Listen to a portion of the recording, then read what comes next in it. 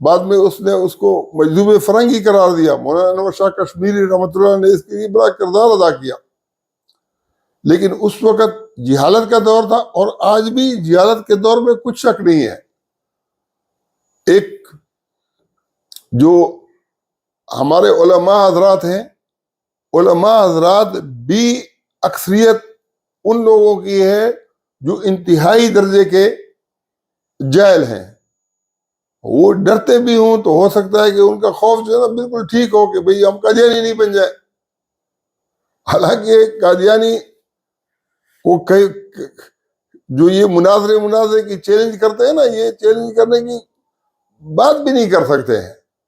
اللہ نے قرآن کے اندر کہا ہے کہ وَمَا أَرْسَلْنَا بِرَسُولٍ إِلَّا بِلِسَانِ قَوْمِهِ، ہم نے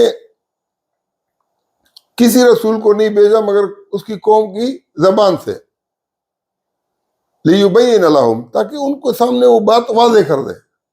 اب مرزا غلام احمد قادیانی پنجاب کے تھے، پنجابی زبان بولتے تھے، اور جو ان کے اوپر وحی اترتی تھی، الہام آتا تھا اللہ کی طرف سے، وہ عربی میں آتا تھا.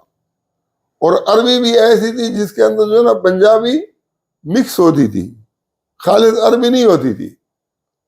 جو عربی لغت والی عربی ہے، اب اگر اللہ کی طرف سے آئے تو کم از کم عربی تو ٹھیک ہوتی نا. وہ کوالٹی والی عربی آتی. اس سے پہلے جن لوگوں نے نبوت، جیسے متنبی ہے، آج بھی عربی سیکھنے کے لیے اس کی کتاب جو ہے نا متنبی پڑھائی جاتی ہے.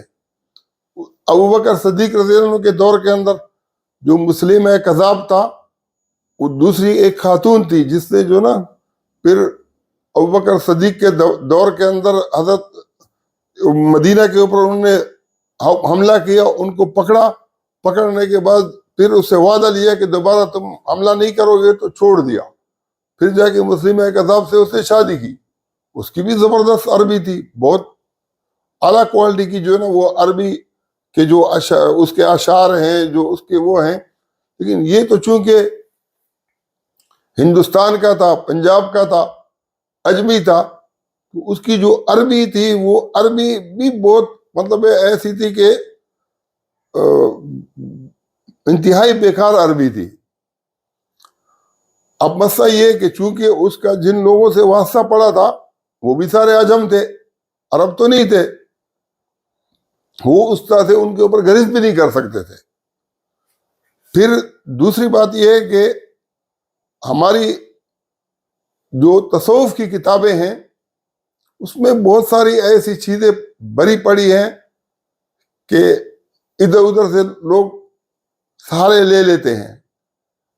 تو وہ شاہ ولی اللہ کی کتابیں آپ دیکھیں گے کہ اس میں جو نا کیا کیا الہامات ہیں. شاہ عبد الرحیم کے بارے میں جو الہامات ہیں وہ دیکھیں گے تو وہ جو الہامات کی بھرمار جن مکاتب فکر کے اندر تھی، وہاں پر اس کے لیے میدان جو ہے نا بہت آسان ہو گیا تھا. تو بہرحال آج جو زیر بحث چیز ہے وہ یہ ہے کہ جو قادیانی ہیں ان کے اوپر جو فائد عیسیٰ نے جو فیصلہ دیا ہے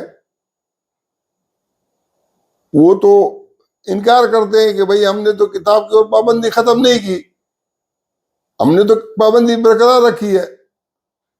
لیکن اس سے بڑا جو ایشو تھا وہ ابھی بھی الیکشن کمیشن کی جو کتاب ہے اس کے اندر درج ہے، جس میں انتخابات کے حوالے سے مرزائیوں کو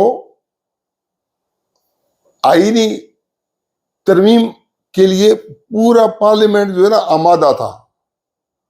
اور جمعیت علماء اسلام کے حافظ حمداللہ نے اس کے اوپر اعتراض کیا تھا، وہ بھی لکھا ہوا ہے.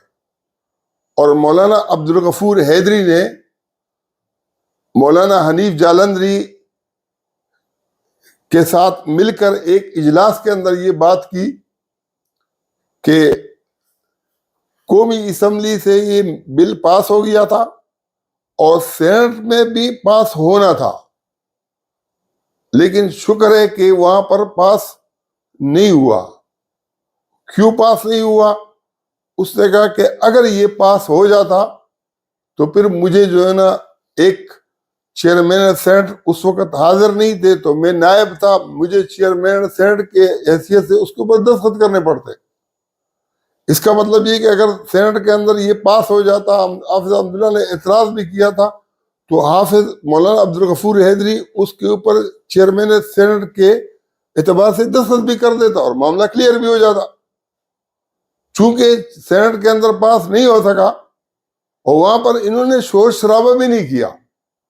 پھر مولانا عبدالغفور حیدری نے یہ کہا کہ جب ایک جگہ سے ناکام ہوتا ہے تو جب حکومت اس کو پاس کرانا چاہتی ہے تو پھر سینٹ اور صوبے قومی اسمبلی کا مشترکہ اجلاس طلب کر کے اس میں پاس کرتی ہے.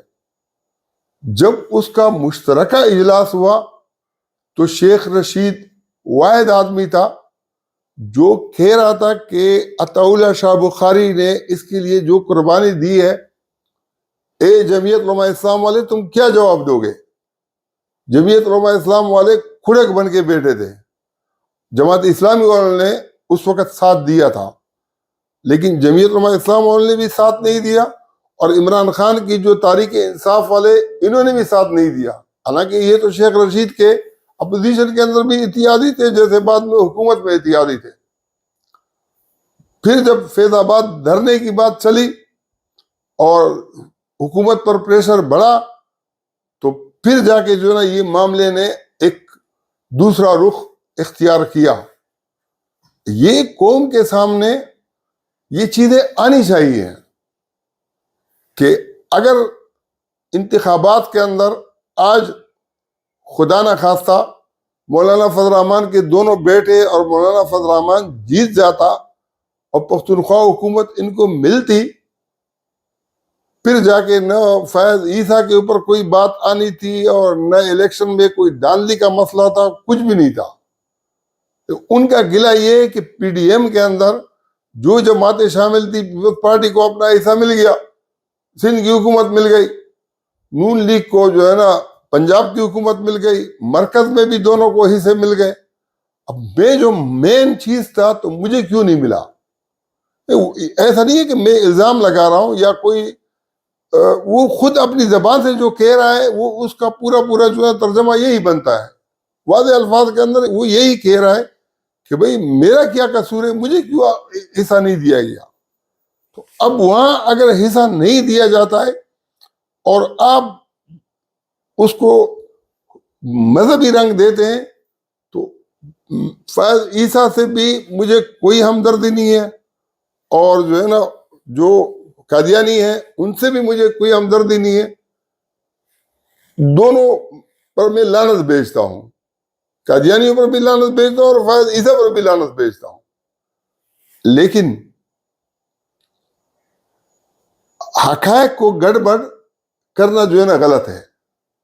جب افتخار چودھری نے کو بحال کیا گیا اور بحال ہونے کے بعد اس نے یہ فیصلہ کیا کہ پرویز مشرف نے جن ججوں کو منتخب کیا ہے, وکیلوں کو لے کر آئے, وہ سب کے سب پی سی او والے ہیں اور ان کو وہ مرغا بنانا چاہ رہے تھے کہ سوری بھی کرو.